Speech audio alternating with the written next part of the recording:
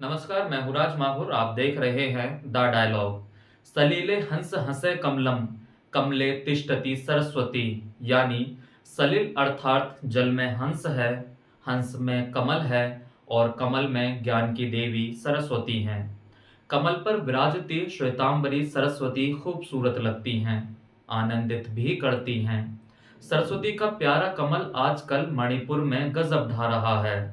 वैसे तो 2 वर्षों से मणिपुर हिंसा के लिए चर्चा में रहा, लेकिन वहां से एक प्रिय खबर है कि लोकटक झील में कमलों के लाखों फूल खिले हैं। मणिपुर की हिंसा पर बहुत चर्चा होती रहती है।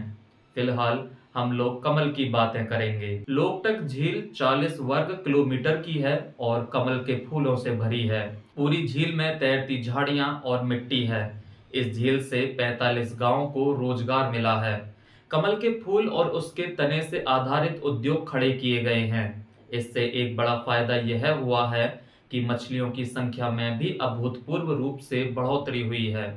इस झील की एक खासियत यह है कि यहाँ विलुप्त प्राय प्रजाति के संग्रह हिरण पाए जाते हैं। दुख की छाया में जो सुख पल्लवित पुष्पित होता है, वह और भी आनंददायक होता है। एक बहुत ही प्यारी खबर लंदन से है।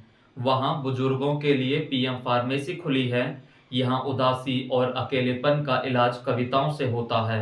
लोग यहाँ आते हैं, अपनी कविताएं सुनाते हैं, इस पर संवाद करते हैं।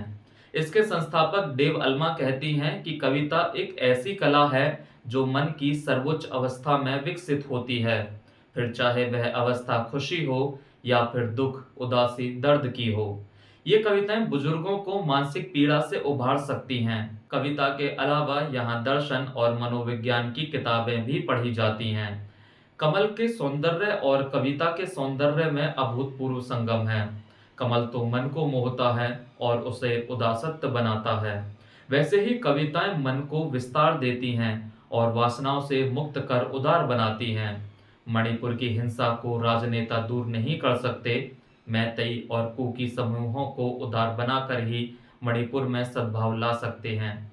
कोई ट्रंप, कोई नेतन्याहू, कोई पुतिन और कोई मोदी दुनिया में शांति नहीं ला सकते, बल्कि कहिए कि दुनिया को अशांत कर सकते हैं। शांति के लिए कविताएं, फूल, दर्शन ही चाहिए। एक नेता से जरूरी है एक कवि, दार्शनिक और मनोवैज्ञानिक। लोग 50 मंजिला मकान बना लेते हैं और फिर उसमें पौधे और फूल को लटकाने लगते हैं।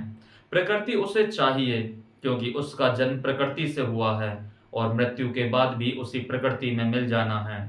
मृत्यु के बाद 50वें मंजिल से नीचे आना है और नीचे ही जलना है या कब्र में सोना है। जो प्रकृति के साथ जितना करीब है, उसमें जिंदगी उतनी ही लहराती रहती है। आदिवासियों के नृत्य और गीत का सौंदर्य देखिए तो अनुमान और अनुभव होगा। सरसराते पत्तों पर गिरती बारिश की बूंदें या ओस की बूंदों का एहसास कीजिए। कंक्रीट के घरों में हम बंद हो सकते हैं, लेकिन आजादी तो झील, सागर, जंगल, पहाड़, पौधे के मध्य ही है। प्रकृति अहंकार मुक्त करती है और इंसान को इंसान बनाती है। दुनिया को आज नेता नहीं, बल्कि इंसान चाहिए।